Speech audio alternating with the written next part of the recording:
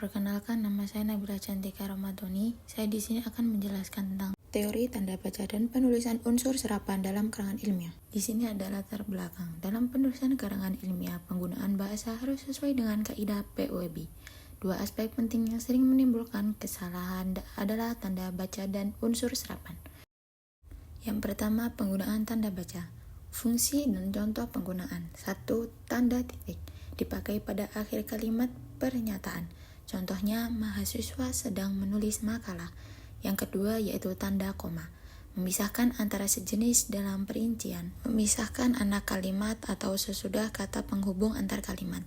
Contohnya yaitu Indonesia memiliki hutan, laut, dan gunung. 3. Tanda titik koma. Memisahkan bagian-bagian kalimat yang sejenis jika sudah ada koma. Contohnya yaitu saya membeli buku, pena, dan penggaris, titik, lalu adik membeli tas dan pensil. Selanjutnya yaitu tanda titik 2 dipakai sebelum perincian atau sesudah kata yang memerlukan penjelasan.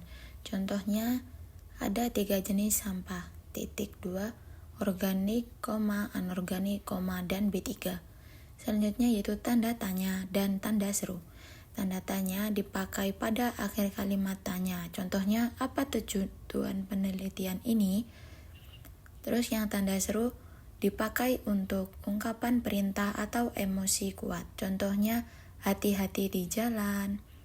Selanjutnya yaitu tanda petik, kurung, hubung, dan pisah.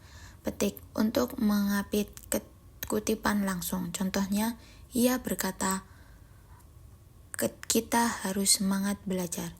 Terus kurung untuk keterangan tambahan. Contohnya Soekarno buka kurung 1901 tanda pisah 1970 tutup kurung adalah proklamator. Selanjutnya hubung untuk kata ulang atau menyambung kata. Contohnya anak-anak, kerja, tanda hubung sama. Setelah itu tanda pisah untuk membatasi keterangan tambahan yang lebih panjang. Contohnya, tahun itu, tanda pisah, tepatnya 1945, tanda pisah Indonesia Merdeka. Selanjutnya yaitu unsur serapan. Yang pertama, pengertian unsur serapan. Kata dari bahasa asing atau daerah yang masuk ke bahasa Indonesia. Terus yang kedua, proses penyesuaian ejaan, asimilisasi, dan adaptasi. Asimilisasi, perubahan bentuk agar sesuai lafal Indonesia, contohnya school, terus call, lalu jadi sekolah. Adaptasi, penyesuaian ejaan tanpa banyak mengubah bentuk, contohnya televisi menjadi television. Selanjutnya yaitu contoh kata serapan dari bahasa asing, yang Arab, iman, sholat, dunia, Inggris, komputer, internet, Belanda, kantor, resleting, Sanskerta, bahasa, pustaka. Terakhir yaitu kaidah penulisan kata serapan sesuai POEB. Ejaan harus disesuaikan dengan sistem bahasa Indonesia. Huruf vokal, konsonan, dan kombinasi huruf diubah agar sesuai kaidah. Contohnya filosofi jadi filsafat menjadi muslim. Selanjutnya yaitu kesalahan umum dalam penggunaan unsur serapan di karangan ilmiah. Pertama, menulis sesuai ejaan asli bahasa asing. Salah, filosofi muslim. Yang benar adalah filsafat dan muslim. Yang kedua yaitu tidak konsisten antara bentuk asli dan bentuk serapan. Yang salah yaitu kadang menulis komputer dan kadang komputer. Yang benar adalah gunakan bentuk baku komputer.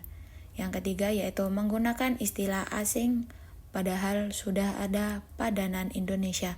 Yang salah yaitu library padahal sudah ada perpustakaan. Yang salah meeting padahal sudah ada rapat. Selanjutnya yaitu dan yang terakhir adalah kesimpulan. Kesimpulannya adalah penggunaan tanda baca dan penulisan unsur serapan memiliki peran penting dalam karangan ilmiah. Tanda baca membantu memperjelas struktur kalimat, membedakan makna, dan menjaga keterbacaan teks.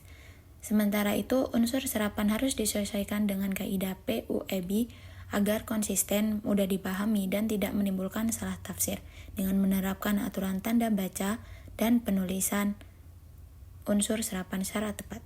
Karangan ilmiah akan lebih rapi, jelas, serta memenuhi standar kebahasaan akademik. Sekian dari saya. Terima kasih.